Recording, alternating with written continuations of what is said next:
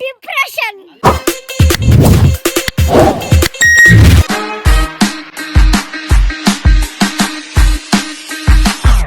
Hi ನನ್ನ ಮುದ್ದು ಕುಟುಂಬದವರ, ವೆಲ್ಕಮ್ ಬ್ಯಾಕ್ ಮಾನ್ಸಿ ಅನ್ನೋ ಯೂಟ್ಯೂಬ್ ಚಾನಲ್. ಸೊ ಇವತ್ತು ಎಲ್ಲಿಗೆ ಹೋಗ್ತಾ ಇರೋದು ಅಂದರೆ ನಮ್ಮ ಪಾಪುದು ಜವಳ ತಗ್ಸೋಕ್ಕೆ ಹೋಗ್ತಾ ಇರೋದು. ಅದು ನಮ್ಮ ಮನೆ ದೇವರಾಗಿರುವಂಥ ಶಾಮನೂರು ಆಂಜನೇಯ ದೇವಸ್ಥಾನಕ್ಕೆ.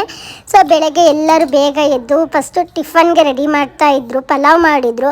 ಅದು ಹಾಗಲ್ಲ, ಅಲ್ಲೋಗಿ ತಿನ್ನಬೇಕು ಪಲಾವ್ ಅಂತ ಹೇಳಿಕ್ಕೆ ಮತ್ತೆ ಚಿತ್ರಾನ್ನ ಕೇಸರಿ ಬಾತು ಮಾಡ್ತಾ ಇದ್ದಾರೆ.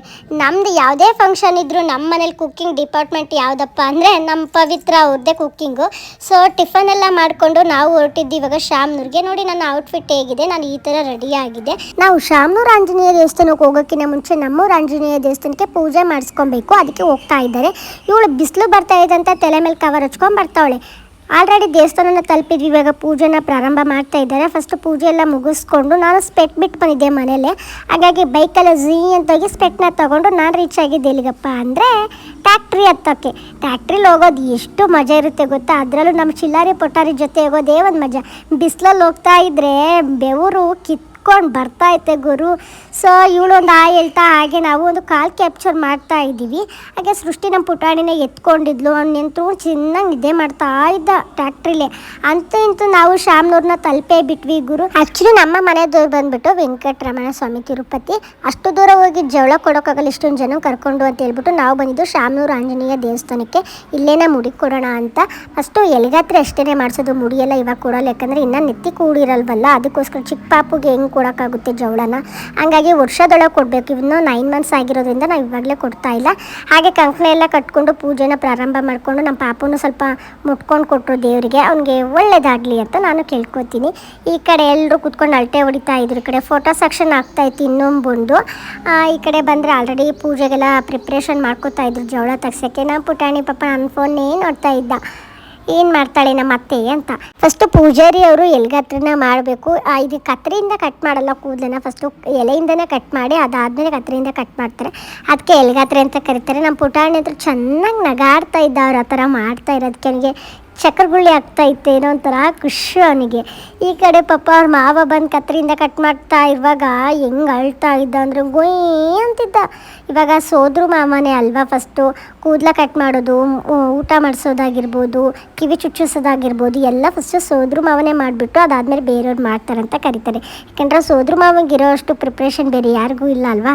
ಆದರೆ ಸೋದ್ರ ಅತ್ತೆಗೂ ಇದೆ, ಯಾಕೆಂದರೆ ನಾನೇ ಅಲ್ವಾ, ಅದಕ್ಕೆ ಎಲ್ಲ ಕೂದಲು ಕಟ್ ಮಾಡಿಲ್ಲ, ಒಂದು 5 ಹತ್ರ ಮಾತ್ರ ಕೂದಲ ಕಟ್ ಮಾಡಿದ್ದು. ಅದಕ್ಕೆ ಒಂದು ಸರ್ಕಸ್ ಮಾಡ್ತಾಯಿದ್ರು ಗುರು, ಎಲ್ಲರೂ ಅವನನ್ನು ಹಿಡ್ಕೊಂಡು.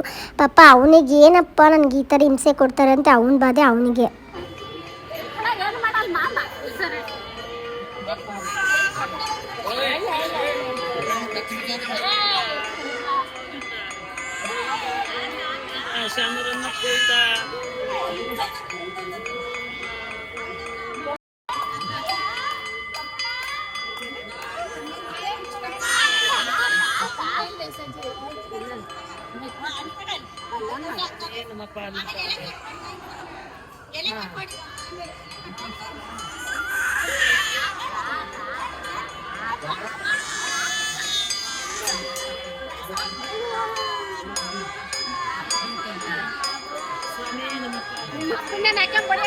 ನಾವು ಕಿವಿ ಚುಚ್ಚೋ ಶಾಸ್ತ್ರನೂ ಇವತ್ತೇ ಕಂಪ್ಲೀಟ್ ಮಾಡಿದ್ವಿ, ಬಟ್ ಚುಚ್ಚಲಿಲ್ಲ. ಹಾಗೆ ಸೋದ್ರು ಮಾವ ಮುಟ್ಟಿಸಿ ಇದ್ದಷ್ಟೇ, ಯಾಕಂದರೆ ಬಂಗಾರದ ಅಂಗಡಿಗೆ ಹೋಗ್ಬೇಕಲ್ವ ಕಿವಿ ಚುಚ್ಚೋಕ್ಕೆ. ಅದನ್ನು ಒಂದು ಮುಂದಿನ ವಾರ ಹೋದ್ರೆ ಆಗುತ್ತೆ ಅಂತೇಳಿ ಬರೀ ಕಿವಿ ಚುಚ್ಚೋ ಶಾಸ್ತ್ರ ಅಷ್ಟೇ ಮಾಡಿದ್ದು.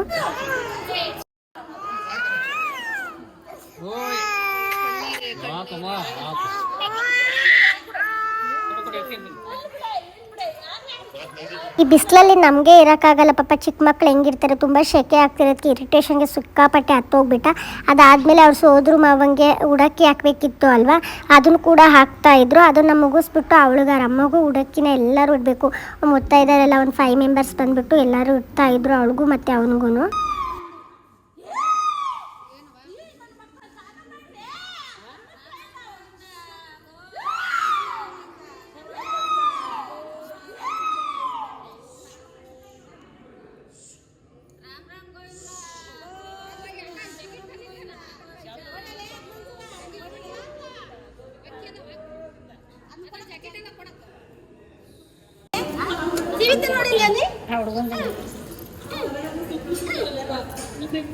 ಇವಳು ನಮ್ಮ ದೊಡ್ಡಕ್ಕ ಅವನಿಗೆ ಅತ್ತೆ ಆಗಬೇಕು ಅಂತೇಳಿ ಪಾಪ ಸುವಕ್ಕಿನ ತಿವ್ದು ಇಡ್ತಾ ಇದ್ಲು. ಅದು ಸುಮ್ಮನೆ ಕೂತಿದ್ದ, ಯಾಕಪ್ಪ ನನಗೆ ದೊಡ್ಡ ಸುದ್ದಿ ಅಂತ. ಅದಾದಮೇಲೆ ದೃಷ್ಟಿಯಾಗಿರುತ್ತೆ ಅಂತ ಹೇಳ್ಬಿಟ್ಟು ನಾನು ಅವನಿಗೆ ಎಲೆ ಸುಡ್ತಾ ಇದ್ದೆ. ಸೊ ಎಲೆ ಸುಡೋದ್ರಿಂದ ದೃಷ್ಟಿ ಎಲ್ಲ ಕಡಿಮೆ ಆಗುತ್ತೆ ಅಂತ ನಮ್ಮ ಕಡೆ ಹೇಳ್ತಾರೆ. ಹಂಗಾಗಿ ನಾನು ಅತ್ತೆ ಆಗಿರೋದ್ರಿಂದ ಕಾವ್ಯಂಗೂ ಮತ್ತು ಪಾಪಗೂ ಇಬ್ಬರಿಗೂ ಎಲೆನ ನಿವಾಳಿಸ್ಬಿಟ್ಟು ಚಟಪಟ ಅಂತ ಸಿಡ್ದ್ಬಿಡ್ತು ಗುರು. ಎಲೆ ಅಷ್ಟೊಂದು ದೃಷ್ಟಿ ಆಗೋಗ್ಬಿಟ್ಟಿತ್ತು ನಮ್ಮ ಪಾಪಗೂ. ನಿಜವಾಗ್ಲೂ ಈ ಥರ ಸುಡೋದ್ರಿಂದ ದೃಷ್ಟಿ ಕೂಡ ಕಡಿಮೆ ಆಗುತ್ತೆ ಅಂತ ಹೇಳ್ತಾರೆ. ಎಲೆನೆಲ್ಲ ಸುಟ್ಟು ಅದ್ರ ಬಂದಿರೋ ಕಪ್ಪನ್ನ ಹಣೆಗೆ ಹಚ್ಚಬೇಕು. ಅದು ಎಡಗಡೆ ಹಚ್ಬಿಟ್ಟು ಎರಡೂ ಎಲೆನ ಕಿತ್ತಾಕಿ ಅವರ ಹಿಂದ್ಗಡೆ ಭಾಗಕ್ಕೆ ಒಸಿಬೇಕು. ಹಂಗಾಗಿ ದೃಷ್ಟಿ ಕಡಿಮೆ ಆಗುತ್ತೆ ಅಂತ ಹೇಳ್ತಾರೆ. ನಮ್ಮ ಅಜ್ಜಿಗೆ ನಮ್ಮ ಪುಟಾಣಿ ಮರಿ ಮೊಮ್ಮಗ ಆಗಬೇಕು ಗೊತ್ತಾ. ಆದರೂ ನಮ್ಮ ಅಜ್ಜಿ ಇನ್ನೂ ಗಟ್ಟಿ ಇದೆ, ಇವಾಗಲೇ ಇನ್ನೂ ಗಟ್ಟಿ ಇರಲಿ ಅಂತ ಕೇಳ್ಕೊತೀನಿ. ಅಲ್ಲಿಂದ ಶಿವಪ್ಪನ ದೇವಸ್ಥಾನಕ್ಕೆ ಬಂದು ಅವ್ರ ಮಾವ ಅವನಿಗೆ ಸ್ವಲ್ಪ ಗಂಟೆ ಹೊಡಿಸ್ತಾ ಇದ್ದ. ಅದಾದಮೇಲೆ ಅಡ್ಡ ಹಾಕಿದ್ವಿ, ಅವನ ಹತ್ರ ಕುಯ್ಯ ಅಂತ ಅಳ್ತಾನೇ ಇದ್ದ. ಅದಾದ್ಮೇಲೆ ಮಕ್ಕಡೆ ಹಾಕಿದ್ರೆ ಮುಂದಕ್ಕೆ ಬರ್ತಾ ಇಲ್ಲ ಗುರು, ಮುಂದಕ್ಕೆ ಬರಲ್ಲ, ಬರೇ ನೆಲ ಸಿಕ್ಕರೆ ಸಾಕು ನೆಲನೇ ನೆಕ್ತಾ ಇರ್ತಾನೆ ಕುಯ್ಯ ಅಂದ್ಕೊಂಡು. ಅದಾದ್ಮೇಲೆ ನಾನೊಂದು ಕ್ಯಾಪ್ಚರ್ ಮಾಡ್ಕೊಳ್ಳೋಣ ಅಂತ ಕ್ಯಾಪ್ಚರ್ ಮಾಡ್ಕೊಂಡೆ.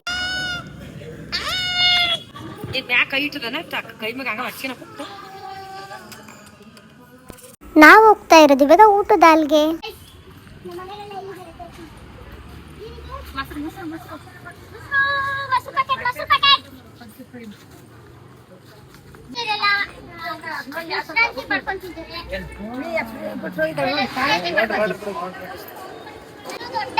ಊಟಕ್ಕೆ ಹಾಲ್ ಇದು ಬನ್ನಿ.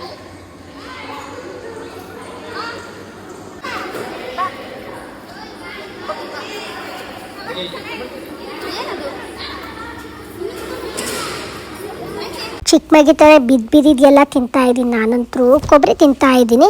ಈ ಕಡೆ ಆಲ್ರೆಡಿ ಊಟಕ್ಕೆಲ್ಲ ಕೂತ್ಕೊಂಡಿದ್ದು, ಅರ್ಧ ಜನದ ಊಟನೇ ಮುಗ್ದೋಗ್ಬಿಟ್ಟಿತ್ತು. ಶಾಮ್ನೂರಲ್ಲಿ ಯಾರ್ದಾದ್ರೂ ಮದುವೆ ಆದರೆ ಇದೇ ಚೌಟ್ರಿಯಲ್ಲೇ ಊಟ ಹಾಕ್ಸೋದು. ದೊಡ್ಡದಾಗಿದೆ ಚೌಟ್ರಿ ಮಾತ್ರ ನಿಜವಾಗ್ಲೂ. ಸೊ ತುಂಬ ಜನದ ಮದುವೆಗಳು ಇಲ್ಲೆಲ್ಲ ಆಗ್ತಾ ಇರುತ್ತೆ. ಎಲ್ಲರೂ ಕೂಡ ಫಸ್ಟ್ ಊಟ ಎಲ್ಲ ಮುಗಿಸ್ಕೋತಾ ಇದ್ದಾರೆ. ನಾವು ಕೂಡ ಲಾಸ್ಟಿಗೆ ಊಟ ಮಾಡಿದ್ವಿ. ಯಾಕಂದರೆ ಎಲ್ಲರದು ಕ್ಯಾಪ್ಚರ್ ಮಾಡ್ಕೊಳಕ್ಕೆ ಇರೋದು ನನ್ನ ಒಬ್ಬಳೇ ಅಲ್ವಾ. ಚಿಲ್ಲರೆ ಪೊಟಾರಿ ಎಲ್ಲ ನನ್ನ ಕ್ಯಾಪ್ಚರ್ ಮಾಡ್ತಾರೆ, ಬೇರೆಯವ್ರು ಕ್ಯಾಪ್ಚರ್ ಮಾಡಲ್ಲ. ಸೊ ಅದಕ್ಕೆ ನಾನೇ ಎಲ್ಲರದ್ದು ಮಾಡ್ತಾ ಇದ್ದೆ. ಫಸ್ಟ್ ಎಲ್ಲ ಅವ್ರ ಹೊಟ್ಟೆ ನೋಡ್ಕೊಂಡ್ರೆ ಪಾಪ ಅಮ್ಮರೆಲ್ಲ ಅವ್ರ ಮಕ್ಕಳ ಹೊಟ್ಟೆ ನೋಡ್ತಾವ್ರೆ.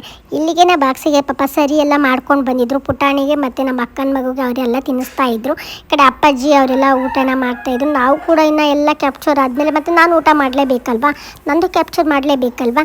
ಸೊ ಅದಕ್ಕೆ ನಾನು ಊಟ ಮಾಡ್ತಾಯಿದ್ದೆ ನಮ್ಮ ಅಕ್ಕನ ಜೊತೆ ಕೂತ್ಕೊಂಡು. ಅದಾದಮೇಲೆ ನಮ್ಮ ಪಾಪ ನಮ್ಮ ಅತ್ತಿಗೆ ನನ್ನ ವೀಡಿಯೋ ಮಾಡಬೇಡ ಅಂತ ಮೆಹಂದಿನ ತೋರಿಸ್ತವಳೆ. ಇದೇ ನೋಡ್ರಿ ಚೌಟ್ರಿ ತುಂಬಾ ದೊಡ್ಡದಾಗಿದೆ.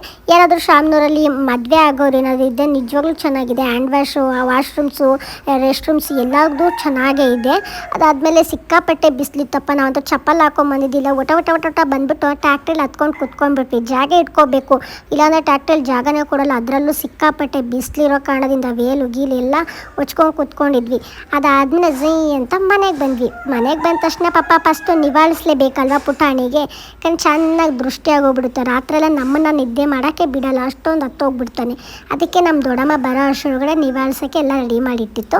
ಈ ಕಡೆ ಅವನಿಗೆ ಬಂದಿರೋ ಏನೇನು ಬಂದಿತ್ತು, ಮುಯಿ, ಬಟ್ಟೆ ಆಗಿರ್ಬೋದು, ಒಡವೆ, ದುಡ್ಡು ಎಲ್ಲದನ್ನು ಚೆಕ್ ಮಾಡ್ತಾ ಇದ್ವಿ.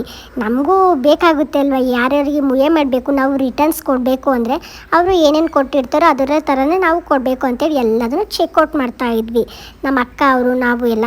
ನನಗೆ ಒಂದು ಡ್ರೆಸ್ ಇಷ್ಟ ಆಯಿತು, ನಮ್ಮ ಪುಟ್ಟಾಣಿದ ನಾನೇ ಹಾಕ್ಕೊಂಡ್ಬಿಟ್ಟೆ. ಅದಾದಮೇಲೆ ಒಡವೆ ಮತ್ತು ಬೆಳ್ಳಿ ಐಟಮ್ಸ್ ಇಷ್ಟೊಂದು ಬಂದಿದ್ವು. ಈ ಕಡೆ ಬಟ್ಟೆ ಎಲ್ಲ ಒಣಗಿಸಿಟ್ಟಿದ್ರು, ಬನ್ನಿ ಮೇಲೆ ಹಾಕೋಣ ಅಂತೇಳಿ ನಾನು ನಮ್ಮ ಅಕ್ಕ ಅವರೆಲ್ಲ ಹೋಗ್ತಾ ಇದ್ವಿ. ಅವರಿಬ್ಬರು ಕೈಯಲ್ಲಿ ಏನೂ ಆಗ್ತಾಯಿಲ್ಲ ಗುರು. ತೊಗೊಂಬರೋಕ್ಕೆ ನಮ್ಮ ಅಕ್ಕ ಬೈತಾ ಇದ್ದಾಳೆ, ನಿನ್ನ ಕೈಯಲ್ಲಿ ಏನು ಕಿಸಿಯೋಕ್ಕಾಗಲ್ಲ ಅಂತ. ಅವಳು ಬಾಳೆಹಣ್ಣು ಇಟ್ಕೊಂಬಂದಿದ್ಲು, ಅಲ್ಲಲ್ಲ ಮಾವಿನ ಹಣ್ಣು, ನಾನು ಕಲ್ಲಂಗಡಿ ಹಣ್ಣು ಅಂತ ಕರೆದ್ಬಿಟ್ಟೆ ಅವಳಿಗೆ. ಅದಕ್ಕೆ ನಗ್ತಾ ಇದ್ಲು. ಇಲ್ಲಿ ನೋಡಿ ಇಬ್ಬರು ದೇವ್ಗಳು ನಿಂತಿದೆ, ಎದುರ್ಕೋಬೇಡಿ ಅಂದಿದ್ದಕ್ಕೆ ನಮ್ಮ ಫೋಟೋಕ್ಕೆ ನಾವೇ ದೇವ್ಗಳು ಅಂದ್ವಿ. ಅವಳು ಇಲ್ಲ ಆ ಥರ ಸೀನೇ ಇಲ್ಲ ಅಂತಂದ್ಲು. ಇವಳು ನೋಡಿ ಡಿಪ್ರೆಷನ್ ಆಗೋಗ್ಬಿಟ್ಟಳು ನಮ್ಮ ಅಕ್ಕ.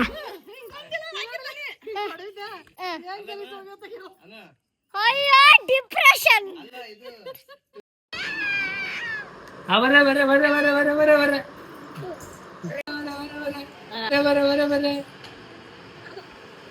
ನಮ್ಮ ಪುಟಾಣಿನ ಸ್ವಲ್ಪ ಹೊತ್ತು ಆಟ ಆಡಿಸಿ ಈ ಕಡೆ ಊಟದ ಕಡೆ ಬಂದರೆ ಮುದ್ದೆ ಮತ್ತು ಸೊಪ್ಪು ಸಾಂಬಾರು ಮಾಡಿದರು, ಸಖತ್ತಾಗೇ ಇತ್ತು. ಫಂಕ್ಷನ್ ಊಟ ಮಾಡಿ ಮಾಡಿ ಬಾಯೆಲ್ಲ ಕೆಟ್ಟೋಗ್ಬಿಟ್ಟಿತ್ತು ಅಂತೇಳಿ ಮುದ್ದೆ ಮಾಡ್ಕೊಂಡು ಊಟ ಮಾಡ್ತಾ ಇದ್ದಾರೆ. ಈ ಕಡೆ ಕೈತುತ್ತು ಕಾರ್ಯಕ್ರಮನ ಶುರು ಮಾಡ್ಕೊಂಡಿದ್ವಿ. ಫಂಕ್ಷನ್ಸಲ್ಲಿ ಇದೊಂದು ನಮ್ಮದು ಚೆನ್ನಾಗಿರುತ್ತೆ, ಎಲ್ಲ ಹುಡುಗಿರು ಇದೊಂದು ಮಾಡ್ತಾ ಇರ್ತೀವಿ. ನಿಜವಾಗ್ಲೂ ಆವಾಗ ಒಂಥರ ಆಯಿತು ನಮ್ಮ ಫ್ಯಾಮಿಲಿ, ಬಟ್ ಇವಾಗೇ ಒಂಥರ ಆಗೋಗ್ಬಿಟ್ಟಿದೆ. 10-12 ಒಂಥರಲ್ಲಿ ಹಂಗಾಗೋಗ್ಬಿಟ್ಟಿದೆ. ನಿಜವಾಗ್ಲೂ ಯಾರೇ ಬರಲಿ ಯಾರೇ ಹೋಗಲಿ ನಾವು ಮಾತ್ರ ಎಂಜಾಯ್ ಮಾಡೋದು ಮಾತ್ರ ಬಿಡೋದಿಲ್ಲ. ನಾಳೆ ಪಡ್ಲಿಗೆ ತುಂಬಿಸ್ಬೇಕು, ಅದಕ್ಕೆ ನೈಟ್ ಹೋಳಿಗೆ ಮಾಡ್ತಾ ಇದ್ವಿ. ಈ ವಿಡಿಯೋ ಯಾರಿಗೆಲ್ಲ ಇಷ್ಟ ಆಗಿದೆ ಲೈಕ್ ಮಾಡಿ, ಹಾಗೆ ನನ್ನ ಅಕೌಂಟ್ನ ಫಾಲೋ ಮಾಡಿ. ನೆಕ್ಸ್ಟ್ ವಿಡಿಯೋಗೆ ಕಾಯ್ತಾ ಇರಿ. ಬಾಯ್.